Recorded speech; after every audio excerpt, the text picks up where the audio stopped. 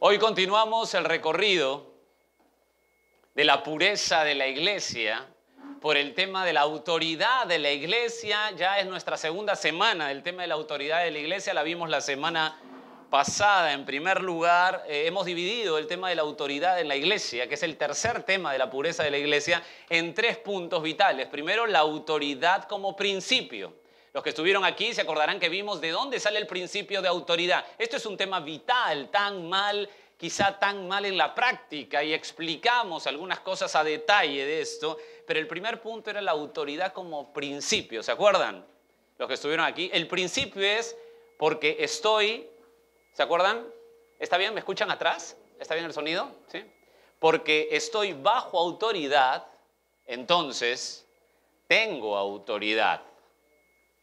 Eso llegamos, era todo un punto que tratamos de detallar, que el principio es porque estoy bajo autoridad, tengo autoridad. En el cristianismo tenemos autoridad espiritual. Si usted es creyente, ¿tiene autoridad espiritual? Claro que sí, pero ¿cómo se ejerce? Cuando estoy bajo autoridad, tengo autoridad. ¿Quién es mi autoridad? El señorío de Jesús, es decir, su sola palabra. Y ahí entendimos bien el principio de autoridad, porque antes no podíamos hablar de la autoridad delegada, ni lo que es la autoridad en la iglesia, mientras no entendamos el principio. El principio es porque estoy bajo autoridad, entonces tengo autoridad. El segundo punto que vimos es la autoridad delegada, y ya empezamos a introducirnos en la autoridad en la iglesia. La autoridad delegada. La iglesia debe entender que Cristo es la cabeza de la iglesia y que Él lleva a cabo su gobierno en la iglesia por medio ¿de quién? ¿De quién? De los pastores. Y esta autoridad delegada es una autoridad delegada, y es además es una autoridad delegada y limitada. No es toda la autoridad. Por sí mismo un pastor no tiene autoridad. Es una autoridad delegada y limitada. Y vimos Tito 2:15, ¿se acuerdan? Los invito un ratito a Tito 2:15 para poder acomodarnos. Tito 2:15. El discípulo del apóstol Pablo dice esto: esto habla y exhorta y reprende con toda autoridad. Nadie te menosprecie. Le habla a Tito, que es un pastor. Vimos que ahí la palabra autoridad es epitaje. Epitaje en el griego es hablar mandando. Hablar mandando. Y ahí dice, esto habla. ¿Qué cosa es esto? Está en el versículo 1, ahí de Tito 2. Versículo 1 es, pero tú habla lo que está, ¿lo ven ahí? Lo que está de acuerdo con la sana doctrina. Esto habla, Tito. No es que hables lo que sea y que eso es autoridad. No. Limítate. Tú habla lo que está de acuerdo con la sana doctrina. El pastor no tiene autoridad total, no es todopoderoso, no. Es una autoridad delegada y limitada. ¿Dónde está el límite? La palabra de Dios. Permíteme encerrar la enseñanza de este punto 2 de la autoridad delegada para seguir en el tema afianzándolo a manera introductoria del día de hoy, ya que tu mente está ahí. Déjame aprovechar eso, que estás en el punto 2 de la autoridad delegada. Miren, por favor, un ratito pueden abrir Hebreos 13:17. Hebreos 13:17. Dice, el autor de Hebreos dice, obedeced, ¿lo tienen ahí? Obedeced a vuestros pastores y sujetaos a ellos, porque ellos velan por vuestras almas como quienes han de dar cuenta, para que lo hagan con, ¿cómo lo tienen que hacer? Alegría y no quejándose, porque esto no es provechoso. Y uno dice rápidamente, se lee esto, y a veces se lee tan rápido que no se entiende nada. Pero déjame aprovechar que tu mente está ahí. ¿Ves la palabra obedecer? Ahí dice obedeced a vuestro. La palabra obedecer es peito en el griego. Peito, P-I-T-H-O, peito.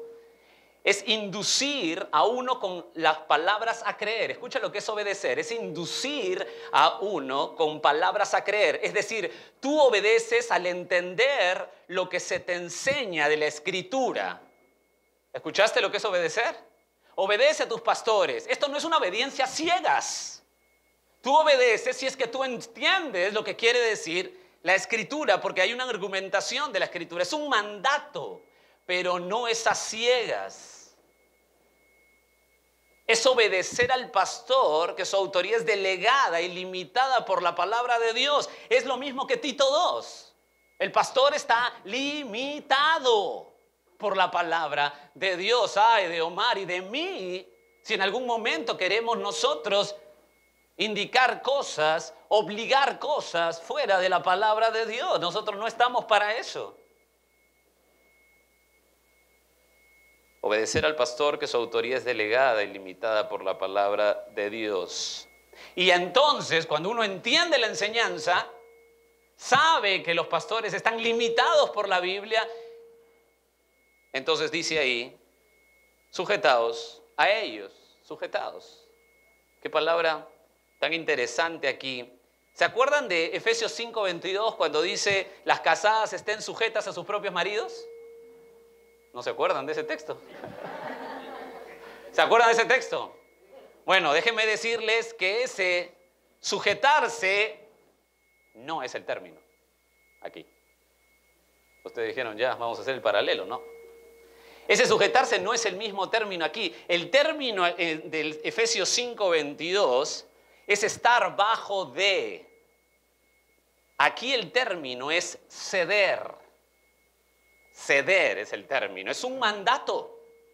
Tú obedeces a los pastores. ¿Por qué? Porque tienen una argumentación clara bíblica. Están con una autoridad delegada. Obviamente tienen la autoridad delegada de Dios. Obviamente están limitados por la Escritura. Entonces nosotros obedecemos a los pastores y nos sujetamos. Cedemos porque es una autoridad delegada. Entonces el mandato de Dios es que obedezcas a tus pastores porque ellos argumentan bíblicamente sus enseñanzas y tú cedes con alegría. ¿Cómo tienen que ceder? Sonrientes, con alegría, porque sabes que ellos tienen autoridad delegada, limitada de parte de Dios. Es por eso que esto no se predica mucho, ¿no? Porque quizá algunos líderes eclesiales tienen miedo a decir lo que la Biblia dice. La Biblia dice que la iglesia es gobernada por los pastores, esa es la autoridad delegada. Pero no es que cada uno haga lo que le dé la gana, está limitado. Déjame darte otro argumento más. ¿Están bien hasta ahí? 1 Timoteo 5:17. Esto es la introducción, ¿eh? Esto es la introducción. 1 Timoteo 5:17.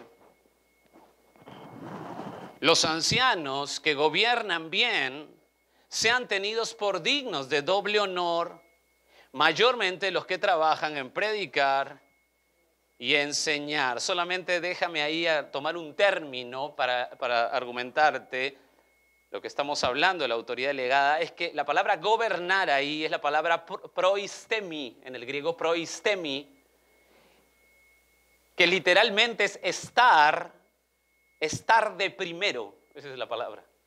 Literalmente, estar de primero. ¿Qué quiere decir? Que los ancianos o pastores son los que tienen a cargo la dirección de la iglesia, cuidan de ella, dirigen de ella, se responsabilizan por ella. Entonces, en conclusión, cuando no hay líderes llenos del Espíritu Santo, no hay pastores o ancianos u obispos, que los términos son intercambiables en el Nuevo Testamento, es la misma persona. Cuando no hay pastores llenos del Espíritu Santo que gobiernan bien, o personas o congregados en la iglesia que no ceden al gobierno pastoral con alegría, hay tremendo caos en la iglesia y produce enormes problemas espirituales. Ese es el orden. Ese es el orden que nosotros tenemos que tener claro. Quiero dejar este punto número 2 y quiero pasar al tema de hoy, que es el punto número 3 sobre la autoridad en la iglesia. El primer punto fue la autoridad como principio, el segundo la autoridad delegada y ahora vamos a ver el último punto de la autoridad de la iglesia, que es la autoridad máxima. la autoridad máxima de la iglesia. Cristo, mis queridos, Cristo es la cabeza de la iglesia. No hay más. Él es la máxima autoridad. Pero esta frase, y quiero que piensen conmigo esto, para armar este pensamiento, ha llegado a nosotros en un mar de sangre. Ha llegado a nuestros tiempos en un mar de sangre. En 1415, John Hus planteaba que la verdadera iglesia era la iglesia invisible. ¿Se acuerdan cuando vimos el primer tema de la iglesia? Los que estuvieron acá. La iglesia es invisible. Claro, es la iglesia de los verdaderos creyentes. John Hus planteaba eso, o sea que si la gente de 1415 me hubiera escuchado predicar hace algunas semanas atrás, también me hubiera pasado lo mismo que John Hus. John Hus decía que la iglesia era invisible y que todos los que pertenecen a la iglesia son sus miembros. La iglesia romana, dice John Hus, tiene un rol eminente en ese tiempo, pero no es la verdadera iglesia de Cristo, ya que solo Cristo es la cabeza de la iglesia. John Hus en 1400 decía que Cristo era la cabeza de la iglesia, no el Papa. Bueno, por decir eso, lo ejecutaron en la hoguera. Lo ejecutaron en la hoguera. No es el único. Enrique VIII, alrededor de 1500, rey de Inglaterra y señor de Irlanda, se proclamó a sí mismo la cabeza de la iglesia. Los reformadores en 1500 dijeron, no, rey, no, Enrique, tú no eres la cabeza de la iglesia, solo es Cristo. Ellos fueron perseguidos, los reformadores, y ejecutados, muchos de ellos, por decir que Cristo es la cabeza de la iglesia.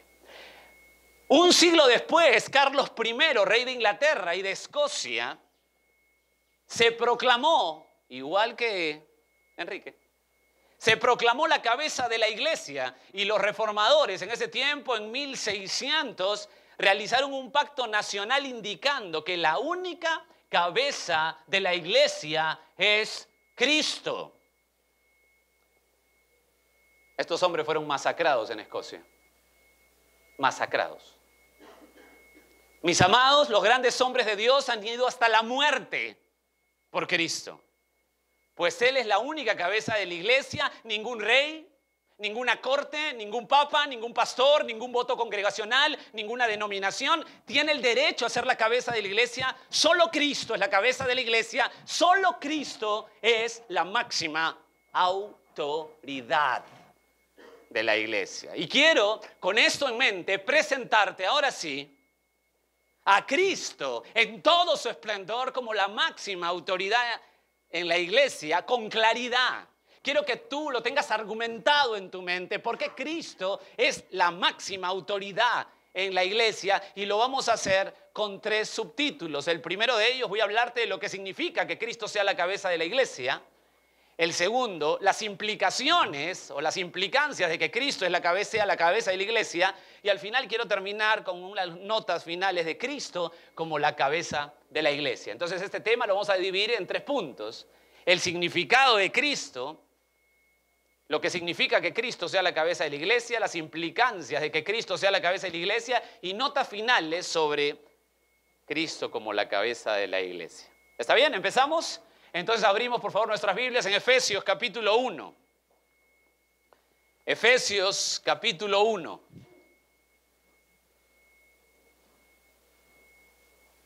Verso 20, desde el verso 20. Quiero ir contigo ahí para que tengamos claro esto. Efesios 1, 20. La cual operó en Cristo, resucitándole de los muertos. Ahí lo que está hablando que Dios Padre resucitó a Cristo de los muertos. Ese es el tema que está tratando el apóstol Pablo aquí. La cual operó en Cristo, resucitando de los muertos. ¿Y qué cosa hizo? Y sentándole a su diestra en los lugares celestiales, sobre todo principado y autoridad y poder y señorío, y sobre todo nombre que se nombra, no solo en este siglo, sino también en el venidero, y sometió, ¿cuántas cosas? Todas las cosas bajo sus pies. Y mire esto es maravilloso. Y dio por cabeza sobre todas las cosas a la iglesia, la cual es su cuerpo. Escucha esta frase. La plenitud de aquel que todo lo llena en todo. Qué versículo, Dios mío. Todo lo llena en todo. Jesucristo, mis queridos, es el soberano y la autoridad suprema de la iglesia. Déjame ver algunas frases contigo aquí para ir deshojando esto y para que podamos entender primero lo que significa que Cristo sea la cabeza de la iglesia. La primera frase que quiero ver contigo ahí del pasaje es sentándose a su diestra. ¿Qué quiere decir sentándose a su diestra? Dios Padre coloca a su Hijo, escúchame bien, con toda autoridad. Sentar a la diestra es con toda la autoridad. Dios, me encanta esto, Dios corona a Jesús con todo poder y autoridad. Es como que Dios lo coronara con todo poder y autoridad. Y por eso me llama la atención en Apocalipsis 19, lo puedes poner ahí, yo te lo leo, Apocalipsis 19, 11 y 12, dice lo siguiente, entonces vi al cielo abierto, y aquí un caballo blanco, y el que lo montaba se llamaba Fiel y Verdadero, y con justicia juzga y pelea. Sus ojos eran como llama de fuego, y había en su cabeza, escucha lo que había en su cabeza, muchas diademas. Y tenía un nombre escrito que ninguno conocía sino él mismo. En Apocalipsis 19 se ve a Jesucristo coronado con muchas diademas. Claro, Dios Padre corona, lo pone con toda autoridad. La palabra diadema, la diadema era un distintivo de autoridad real. ¿Y hasta dónde llega la autoridad de Jesús? ¿Hasta dónde llega la autoridad de Jesús? Mira el verso 21. Sobre todo, principado y autoridad y poder. Dios mío, esto es una maravilla. Mira el poder, estamos hablando de la cabeza de la iglesia. ¿Cómo puede haber alguien que se atreva a usurpar eso? ¿Hasta dónde llega esa autoridad? Sobre todo principado, autoridad, poder y señorío, sobre todo nombre que se nombra no solo en este siglo, sino también en el venidero. Esa autoridad es por encima de cualquier otra autoridad. Es super, hiper, supra autoridad. Sobre todo nombre que se nombra, es decir, sobre cualquier rey, pon una autoridad que quieras, presidente, rey, ministro, zar, y Jesús estará siempre sobre él. Jesús es sobre todo. Y dice ahí que no solo para el tiempo presente, sino también eterno. Verso 21, no solo en este siglo, sino en el venidero. El doctor Steve Lawson, un gran predicador, dice de este texto, nunca Jesús será derrocado. ¡Qué rey! ¡Qué autoridad! Me encanta esto. ¡Qué autoridad! Verso 22. Y sometió todas las cosas bajo sus pies. La palabra sometió es hupotazo, someter. Es un término militar, el cual es alinear debajo de un oficial superior. Ese término de sometió todas las cosas bajo sus pies es un término que alinea bajo un oficial superior. Dios Padre alineó todas las cosas debajo del Señor Jesucristo. Todo. Es un pasaje paralelo a Mateo 28, 18. ¿Se acuerdan de Mateo 18, 28? En la gran comisión Jesús dice esto: toda potestad me es dada en el cielo y en la tierra. Todo. La figura debajo sus pies. Siempre me ha llamado la atención esta figura.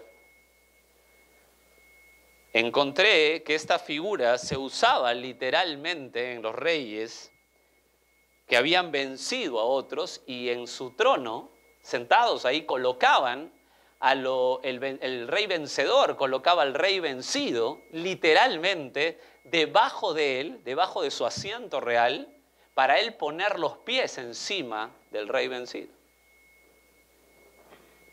Mire esa figura de esta autoridad.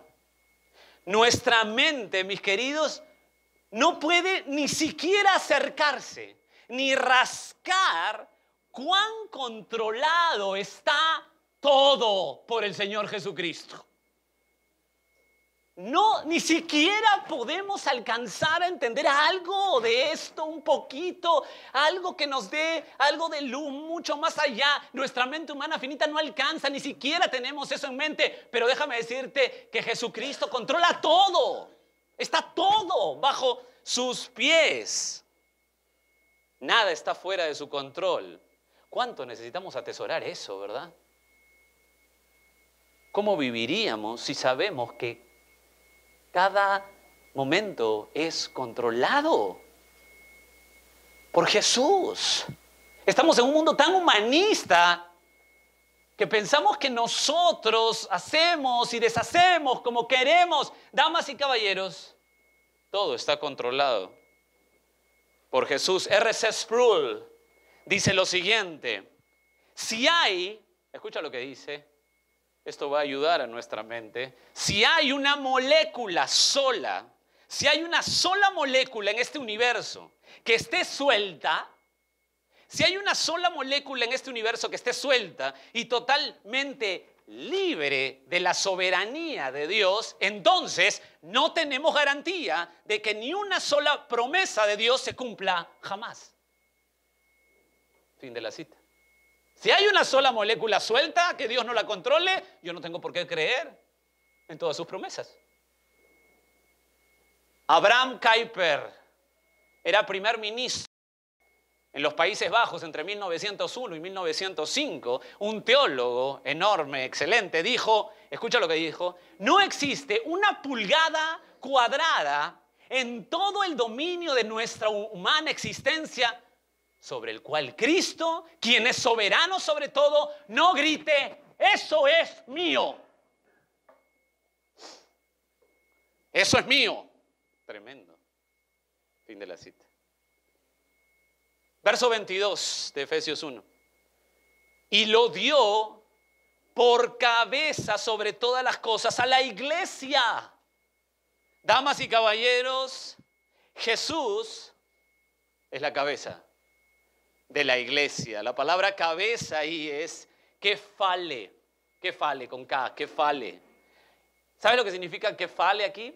Significa autoridad suprema, autoridad prominente, autoridad hasta el extremo. Dios mío, qué temor, ¿eh? Qué temor.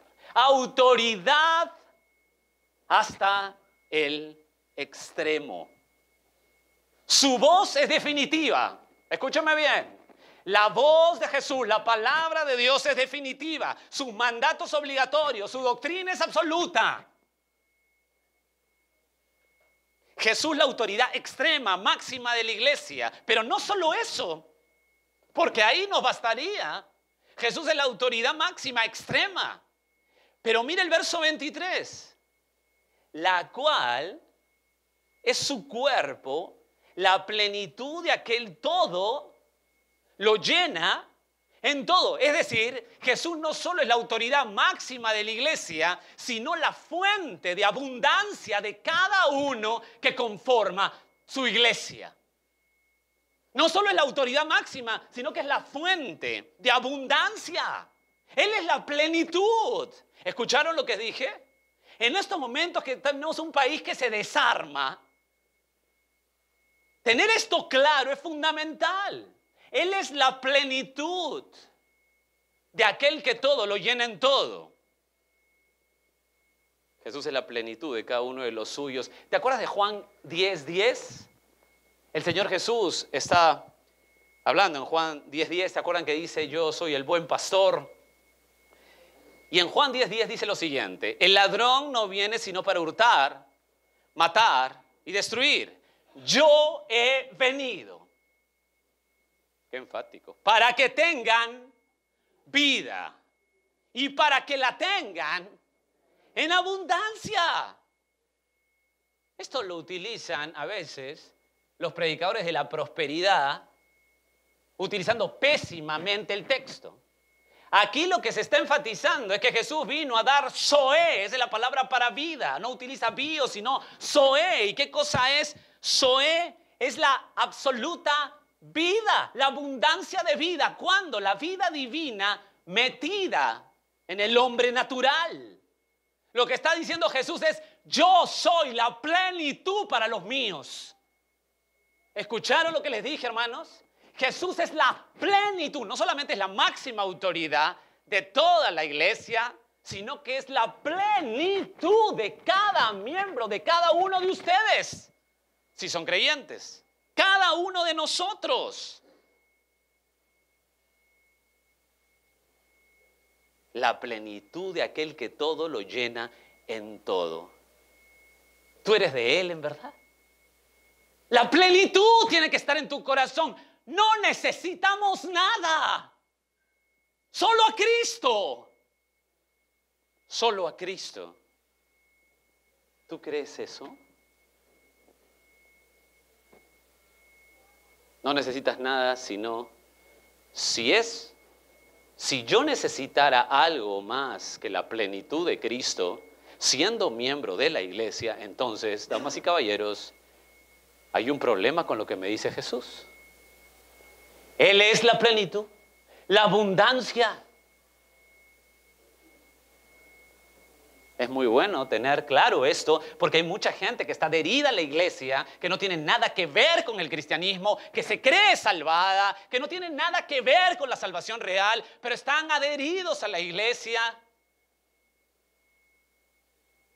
Y no entendemos bien que el que es de Cristo, Él mismo, la cabeza de la iglesia, llena la vida.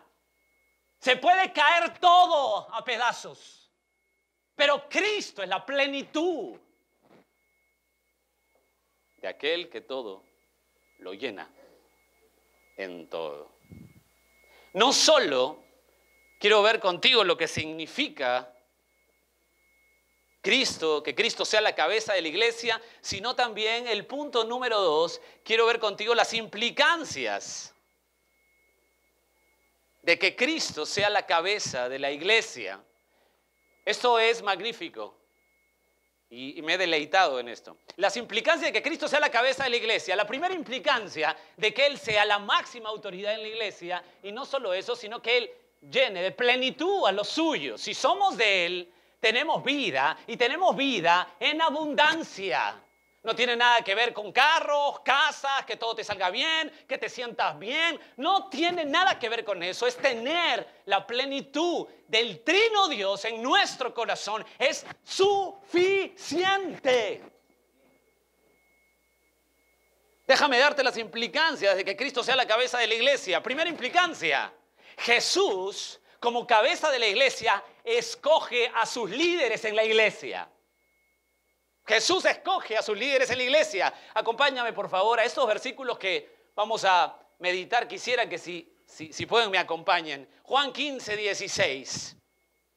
Juan 15:16. En Juan 15, en el Nuevo Testamento, el Señor Jesús está a punto de dejar la tierra y tiene toda una charla desde Juan 14, 15, 16, 17 con sus discípulos, y Él les dice esto. Escuchen qué enfático es esto: no me elegiste vosotros a mí.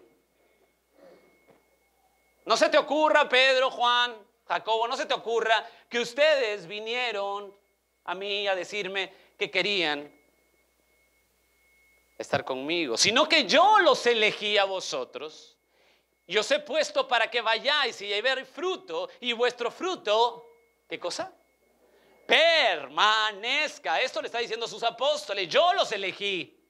Yo soy el que elijo a los líderes. Es muy curioso porque con esto en mente estuve meditando en Hechos capítulo 1. En Hechos capítulo 1, ¿se acuerdan que Judas abandona a los apóstoles porque traiciona? Era el único que no era creyente y se va y se suicida. ¿Te acuerdas de Judas el traidor? Entonces tienen ahí un problema ya en Hechos 1 porque tienen que nombrar al 12º apóstol. Y están en eso, y yo quiero ir contigo a Hechos capítulo 1. Mira por favor el verso 24. Y orando, estaban ellos orando, ya sabes lo que había pasado, ellos querían elegir al otro apóstol porque Judas había muerto, quedaban 11, vamos al 12º, y orando dijeron, tú, Señor, que conoces los corazones de todos, muestra cuál de estos dos has escogido. Tenían dos hombres y tenían que ver cuál era de estos dos hombres el elegido. Cuando dicen tú, Señor, ¿a quién se están refiriendo? Tú, Señor, ¿a quién le están hablando? Bueno, para que veas eso tienes que ver, antes que saquen sus conclusiones, tranquilos, tranquilos. Tenemos que ver el contexto inmediato. Mira el verso 21 y ahí va a decir a qué Señor se dirigen. Es necesario, pues, de que estos hombres que han estado juntos con nosotros todo el tiempo, ¿qué dice? Que el Señor Jesús entraba y salía entre nosotros. ¿A qué Señor se dirigen? A la cabeza de la iglesia. Se están refiriendo a la cabeza de la iglesia, al Señor Jesús. Y mira con atención otra vez el verso 24. Posa tu mirada ahí. Mira con atención que no le dicen, Señor, confírmame la elección que hemos hecho. Señor, por favor, estamos en oración. Hemos elegido a Él. Confírmanos, Señor. Eso no dice. El principio es este. Míralo, por favor, en el verso 24. No le dicen confirma la elección que hemos hecho. Le dicen que Él escoja. Señor, yo no veo un dedo. Tú escoge. Tú escoge. La cabeza de la iglesia escoge a sus líderes. Nosotros, ¿qué debemos hacer como cuerpo? Lo que hemos estado haciendo desde que empezó. Orando. Orar que la cabeza escoja. Y cuando escoge, es clarísimo. Él es el que escoge. Hemos estado orando y Él escoge. Y punto. Él es el Señor. Él es la cabeza de la iglesia. La primera implicancia es que Jesús escoge a sus líderes en la iglesia. Nadie tiene que emocionar. Nadie tiene que comer de más y emocionarse al extremo. Él escoge a sus líderes. Con claridad, Él es la cabeza de la iglesia. Segunda implicancia, Jesús escoge no solamente a los líderes de la iglesia, sino que la cabeza, mi Señor y la máxima autoridad de la iglesia, escoge, escúchame bien esto, escoge a los que son parte de la iglesia. Entramos a temas que a mí me fascinan, espero que a ti también. Hechos 2:39. No solo escoge a los líderes, sino también a la gente que son parte de la iglesia. Hechos 2:39. Porque para vosotros es la promesa. El apóstol Pedro está predicando y dice, porque para vosotros es la promesa, para vuestros hijos y para todos los que están lejos, para cuantos el Señor, nuestro Dios, llamare. ¿Quién es el que llama? ¿Cómo me gusta esto? ¿De qué Señor están hablando aquí? ¿De qué Señor hablan aquí? No se emocionen, miremos el contexto. Verso 36. Sepa pues ciertísimamente toda la casa de Israel que a este Jesús, a quien vosotros crucificasteis, Dios le ha hecho Señor y Cristo. ¿Cuál es el contexto inmediato? ¿Quién es el Señor aquí? Damas y caballeros, es la cabeza de la iglesia. ¿Quién es el que llama? La cabeza de la iglesia. Llama a la gente a la iglesia. Oye, pero ¿no fue que yo acepté a Cristo? No. Él te llama. Él llama a los suyos en forma eficaz. Cuando Jesús te llama, damas y caballeros, no hay opción. Hay un llamado externo que hacen los predicadores, que han hecho los profetas, que han hecho los apóstoles por toda la historia. Hay un llamado externo que es correcto bíblicamente: arrepiéntete, deja tus pecados, ríndete a Cristo. Ese es un llamado externo. ¿Es correcto? Mateo 22:14 dice: porque muchos son llamados y pocos los escogidos. Ahí está el llamado externo. Hay un llamado externo. Mateo 22:14, ahí está el llamado externo. Llamamos y llamamos. Está muy bien, excelente, excelente. Pero el llamado interno, escúchenme bien, que solo lo hace la cabeza de la iglesia, es 100%, por favor escúchame bien, es 100% eficaz. Juan 10:27, ¿se acuerdan de Juan 10:27? Estamos hablando de Juan 10, que él habla de que él es el buen pastor. Escucha lo que dice Juan 10:27, mis ovejas. ¿A quién le está hablando? Sus ovejas. El verso 26 de este capítulo dice que no todas son sus ovejas. Mis ovejas oyen mi voz, yo las conozco y me siguen. No hay forma para decir, bueno, déjame pensar un ratito, ¿lo acepto o no lo acepto? No. El que es llamado eficazmente le sigue. Y punto.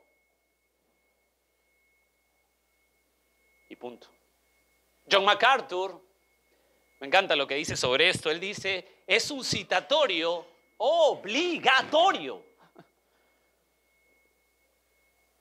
Mateo 11:27. Hablando de este tema, Jesús escoge a la gente que son parte de la iglesia. Mateo 11:27. Todas las cosas, puedes apuntarla, yo te lo leo. Todas las cosas me fueron entregadas por mi Padre, dice Jesús, y nadie conoce al Hijo. Por favor, tómale peso a esto. En este mundo humanista, que la gente se cree el sujeto de la salvación y en realidad somos los objetos. Pensar esto es humillante para el ser humano, pero es la realidad bíblica. Nosotros, dice, nadie conoce al Hijo sino el Padre, ni al Padre conoce a alguno sino el Hijo. Escucha, y aquel a quien el Hijo lo quiera revelar. La cabeza de la iglesia escoge a la gente que viene a ser parte de la iglesia. O te lo defino muy sencillamente como definían en Hechos capítulo 2. Hechos capítulo 2, verso 47 dice, y el Señor añadía cada día a la iglesia los que habían de ser salvos. ¿Quién añadía? ¡Qué maravilla! Aquí, con este solo versículo, déjenme contarles que a los pastores se les acabó el estrés. Se acabó el estrés. Ningún pastor convierte a nadie. Ponte morado llamando a la gente. Y está muy bien tu esfuerzo. Pero el llamado eficaz es de Cristo. Y entonces nadie tiene que jactarse.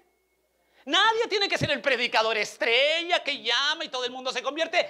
¿Quién puede tomar y usurpar lo que mi Señor hace y solo Él hace? Por eso que todo, la salvación es la gloria de Dios. Si tú crees que lo aceptaste, te estás llevando alguito de gloria, No te aconsejo. El Señor añadía cada día a la iglesia los que habían de ser salvos. Qué emocionante. Jesús escoge a sus líderes, Jesús escoge a la gente para la iglesia. Tercera implicancia, ¿estás bien? Ya nos calentamos, ¿verdad? Tercera implicancia, Jesús vence, esta me gusta más, toda resistencia del que llama. Esa es la cabeza de la iglesia, ese es mi Jesús, Él que tiene todo el poder, Él vence toda resistencia del que llama. Hechos 9:1, ¿se acuerdan de la historia de Saulo de Tarso? Hechos capítulo 9, verso 1, Saulo, respirando aún amenazas y muerte contra los discípulos del Señor, vino al sumo sacerdote. ¿Escuchan lo que hacía este muchacho, Saulo de Tarso? Tranquilos, 9:1 de Hechos de los Apóstoles.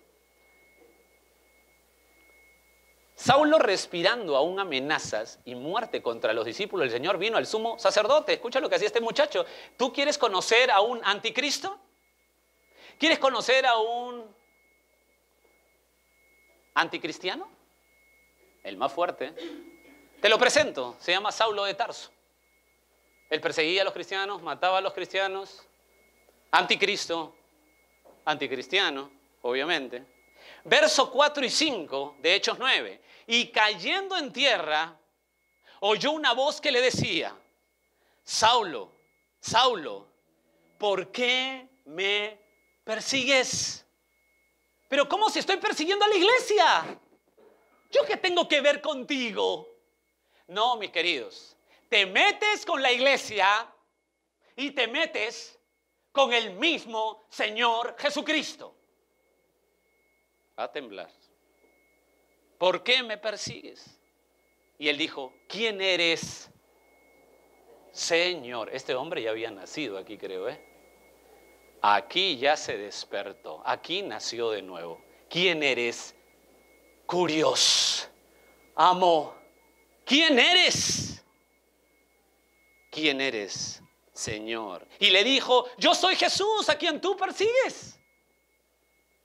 Dura cosa te es dar cosas contra el aguijón. ¿Quién era el Señor aquí que se presentó? ¿Quién era? La cabeza de la iglesia. ¿Por qué? Porque Él vence toda resistencia del que llama. Derribó, pulverizó la resistencia de este hombre anticristo y lo transformó. Rompió su resistencia. Rompió. ¿Cómo hace eso Dios?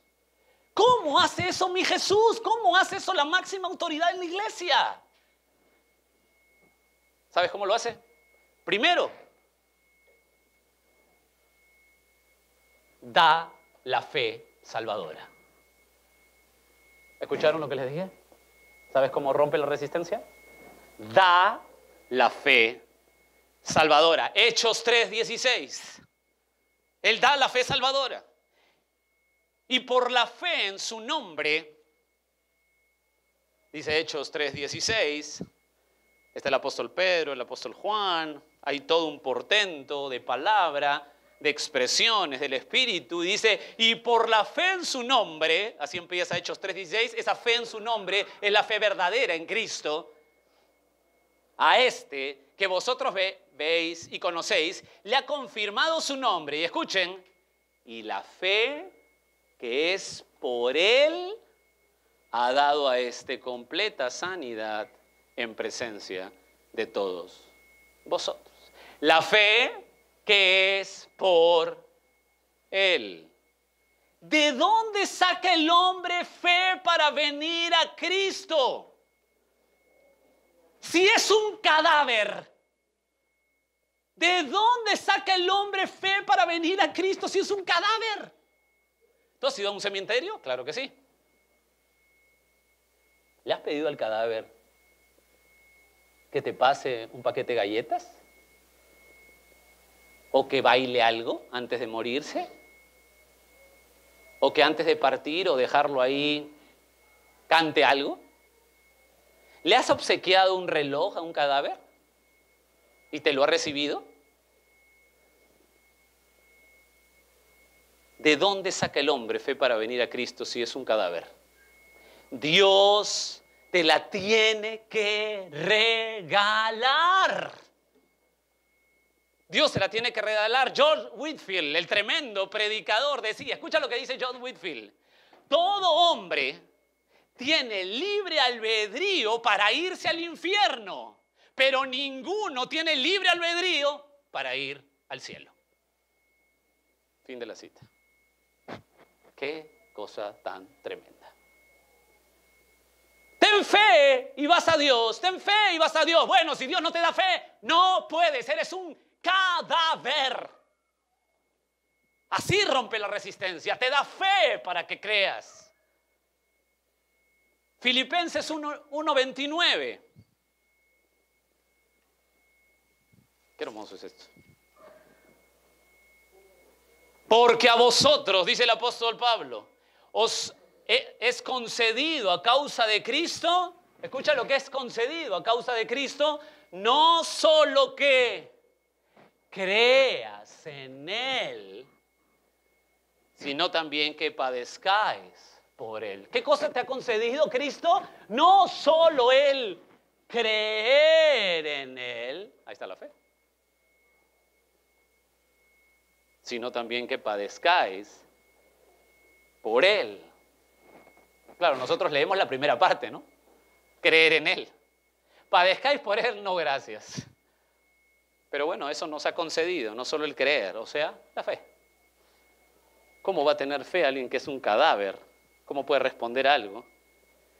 Mira lo que dice el Señor Jesús en Juan 6:44. Ninguno puede venir a mí. ¿Cómo? ¿Cómo es esto? Ninguno puede venir a mí si el Padre, escucha lo que dice la cabeza de la iglesia, ninguno puede venir a mí si el Padre que me envió no le trajere. Y yo le resucitaré en el día posterior. Ninguno. ¿Por qué? Porque el ser humano es un cadáver. Entonces, ¿cómo la cabeza de la iglesia vence toda resistencia del que... ¿Cómo hace Jesús para vencer toda resistencia del que llama? Primero te da la fe salvadora. ¿Quién te la da? Ten fe. Ten fe. Bueno, si Dios no te la da, no puedes. Qué inútiles nos sentimos, ¿verdad? Qué incapaces nos sentimos. ¿Qué es esto? Bueno, esto es la Biblia. Segundo, no solamente salvadora, sino da arrepentimiento. ¿Qué? O sea, ¿nos va a dejar sin nada a nosotros? Sí, da arrepentimiento. Hechos 5, 30, 31. ¿Cómo la cabeza de la iglesia vence toda resistencia? Nos da fe salvadora y nos da arrepentimiento. Hechos 5, 30, 31. El Dios de nuestros padres levantó a Jesús, a quien vosotros matasteis colgándole en un madero. Se está predicando el evangelio. Y a este Dios ha exaltado con su diestra por príncipe y salvador. ¿Para qué? Para dar a Israel arrepentimiento y perdón de pecados. La predicación debe ser arrepiéntete. Tú sabes que he estado revisando muchos libros de teólogos modernos donde han quitado el término arrepentimiento, diciendo que no es necesario que te arrepientas y que si hay un arrepentimiento es solamente un cambio de ideas, más no un cambio de vida. O sea, hay una separación entre ser de Cristo y ser discípulo de Cristo. Yo puedo ser de Cristo, vivir en pecado, no hay cambio en mi vida, pero me bautizo y soy creyente. Totalmente distorsionado el arrepentimiento que da Jesús. Jesús pone absoluto una amalgama entre el cambio de mente y el cambio de vida. La predicación debe ser arrepiéntete, pero si Dios no da arrepentimiento, ¿qué pasa? Nadie se arrepiente. ¿Usted se ha arrepentido? Qué miedo que nadie me conteste. Si usted se ha arrepentido, déjeme decirle algo. Dios le dio arrepentimiento para que usted se arrepienta. Segunda de Timoteo 2, por favor. Qué inútiles nos sentimos, ¿verdad? Segunda de Timoteo 2, 24.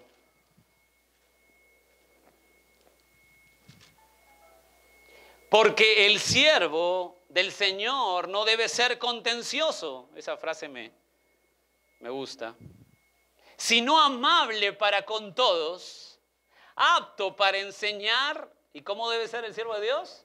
Sufrido, listo para sufrir. Que con mansedumbre corrija a los que se oponen. ¿Por qué tenemos que corregir a los que se oponen con mansedumbre? Por si quizá Dios le conceda que... No hay que ser un teólogo erudito, ¿no? No hay que ser, ¿no? John Piper, ¿no? Les conceda que se arrepientan para conocer la verdad. Hermanos queridos, contundentemente Dios da la fe salvadora, da el arrepentimiento. ¿Qué Dios es este? Esta es la cabeza de la iglesia. Déjame encerrarlo en Hechos 16. ¿Se acuerdan de la conversión de Lidia? Lidia, no la hermana que asiste aquí en la iglesia, que está en Francia. Está en Francia y le mandamos saludos. Sino Lidia, la primera europea que consigna la Biblia, que va al Evangelio. Está en Hechos 16, 13 y 14. Me encanta ese relato. Escucha. Y un día de reposo, estoy leyendo 16, 13 de Hechos. Y un día de reposo salimos fuera de la puerta, junto al río, donde solía hacerse la oración. Y sentándonos hablamos a las mujeres que se habían reunido. Verso 14. Entonces una mujer llamada Lidia, vendedora de púrpura de la ciudad de Tiatira, que adoraba a Dios, estaba oyendo. ¿Y qué pasó? Y el Señor abrió el corazón de ella para que estuviese atenta a lo que Pablo decía. Damas y caballeros, si la cabeza de la iglesia no habla el corazón de la gente, no hay arrepentimiento, no hay salvación. Jesús es el conquistador de la iglesia. Él, escúchame, Él no toca la puerta para que tú le abras. Ese pasaje está mal usado. Él no toca la puerta para que tú le abras y Él te salve si es que tú le abres la puerta. Él no toca la puerta así, despacito, quedito.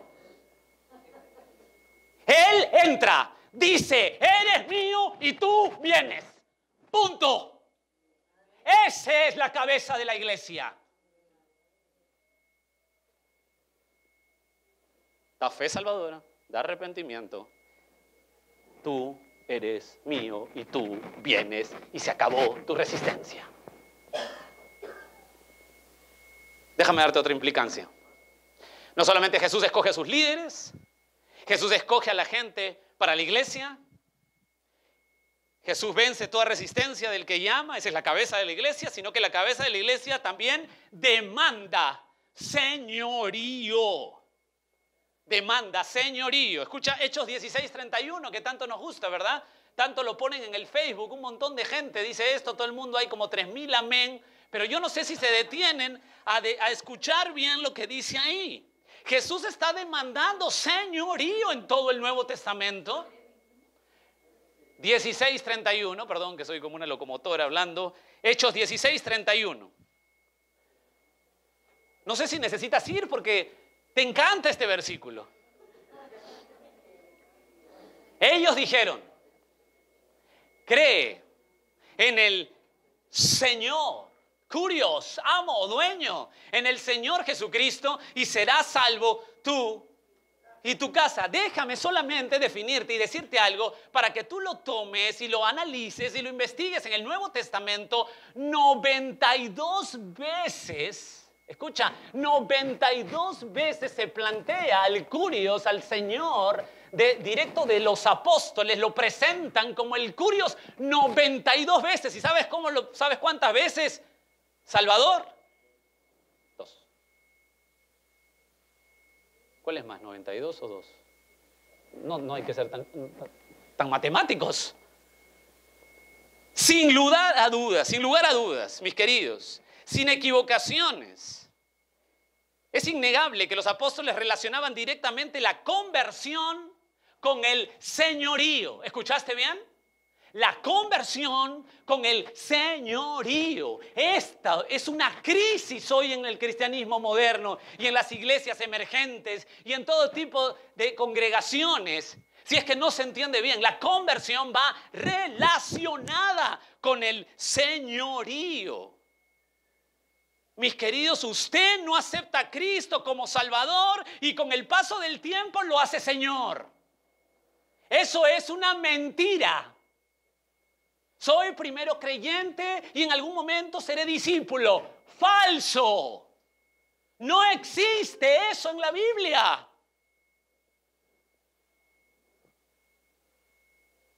Nadie acepta a Cristo como Salvador y con el paso del tiempo lo hace Señor.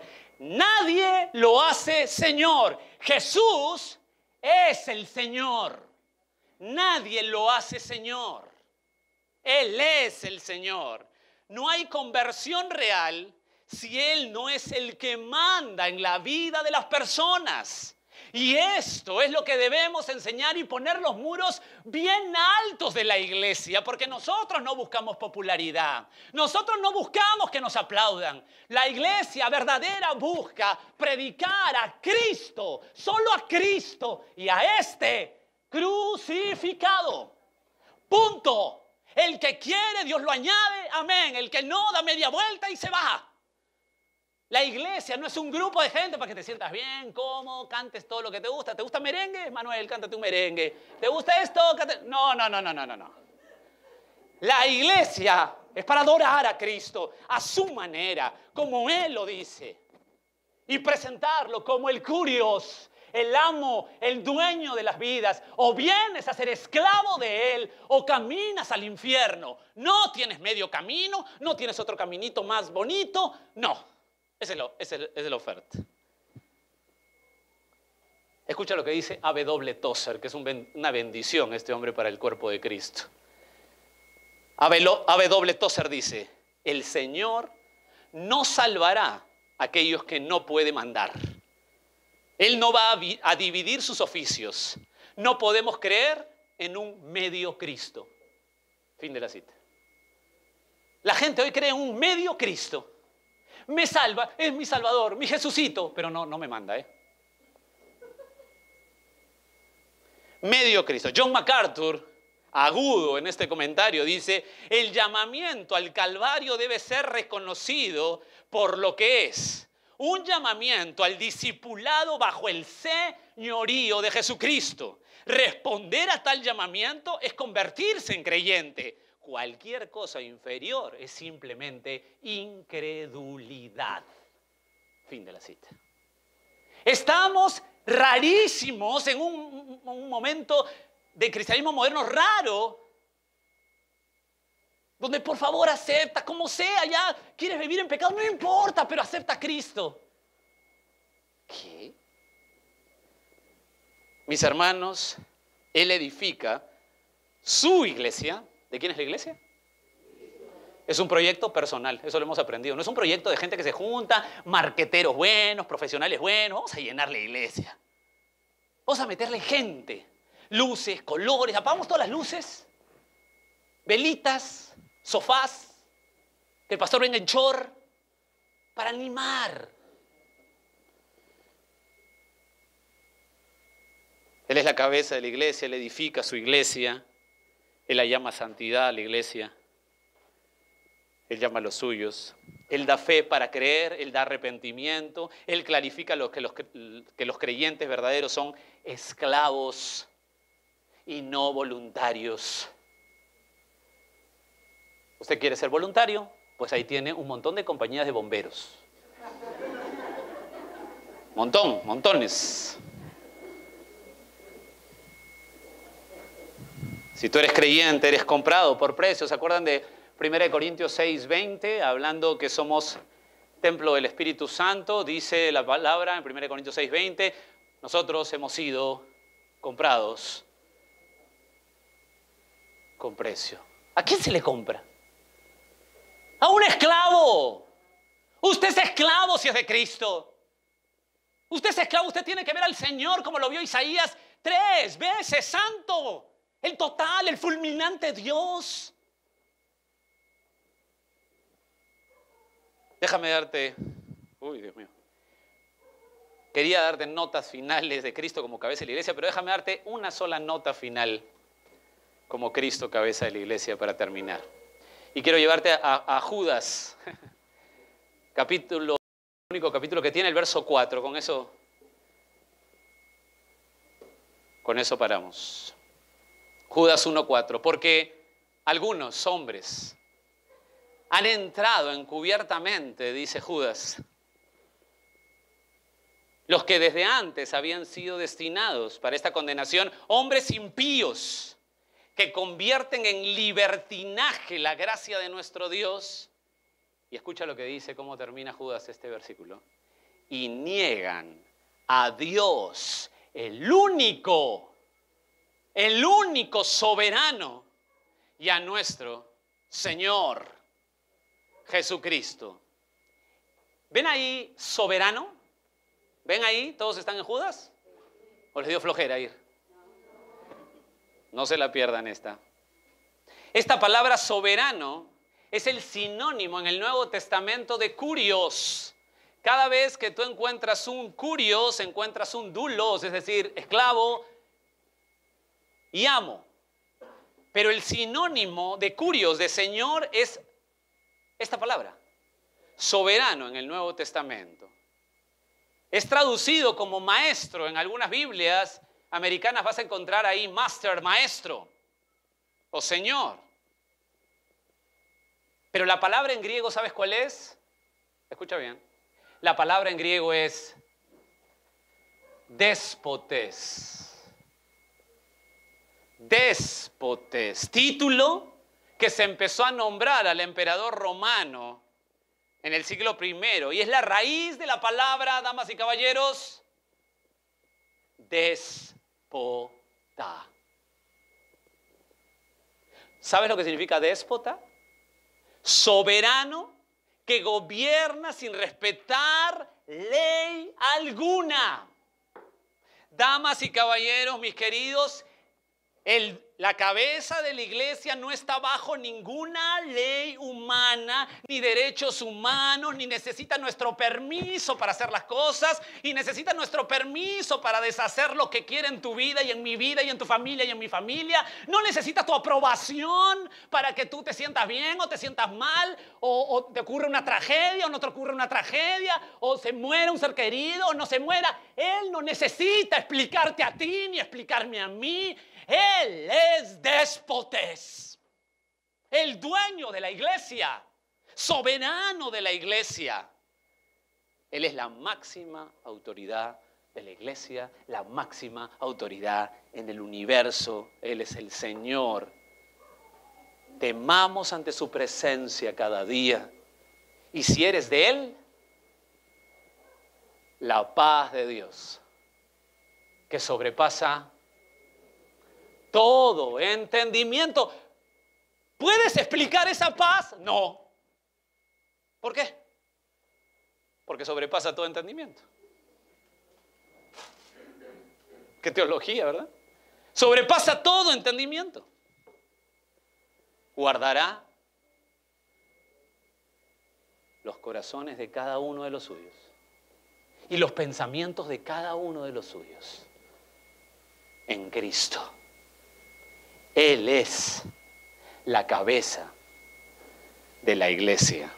Solo mi Señor Jesucristo. Y su amor incomparable a los suyos.